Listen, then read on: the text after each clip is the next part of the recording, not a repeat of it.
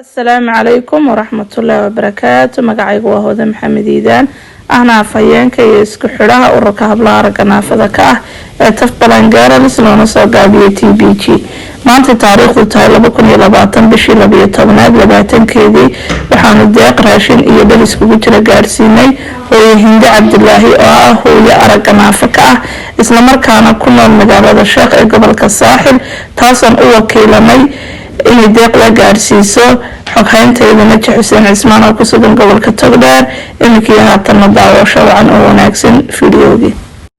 Assalaamu calaykum waraxmatullaahi wabarakaatuh. Magacaygu waa Naji Xuseen Cismaan waxaan xoghaynta ururka hablaha aragala ee Tafbaran Geeralis loo soo gaabiyay TBG.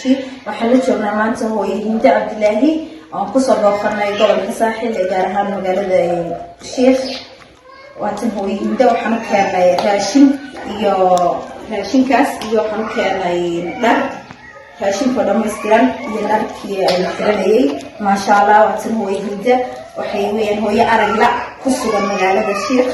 hooyadii waatan waxaan doonaynaa maadaama uu soo gaarsiiyay raashinkan si aad u sheegto inaan raashinkan iyo aan soo gaarsiinay agabkan kale dharka ka waran hooyo.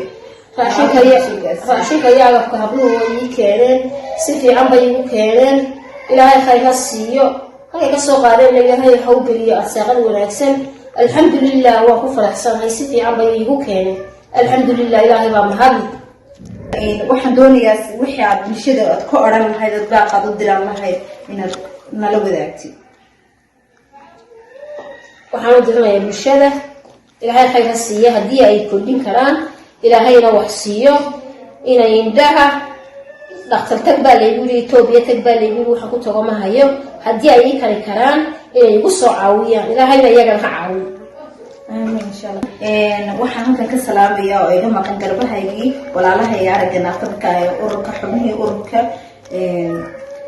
gudoomiye ururka ayaa Saleebaan Nuur iyo gudoomiye xigeen Xamdi Cabdi Sugson iyo qasnajiga Saacid Maxamed Cabdi iyo sidoo kale afhayeenkii oo aad nooga dheer Hoodan Maxamed Iidaan aad baan salaamay iyagana. halka waxaan ugu soo gabagabay safarkeena aan ku nimid Sheekh oo soo booqanay maamulida. Assalaamu calaykum waraxmatullaahi wabarakaatuh.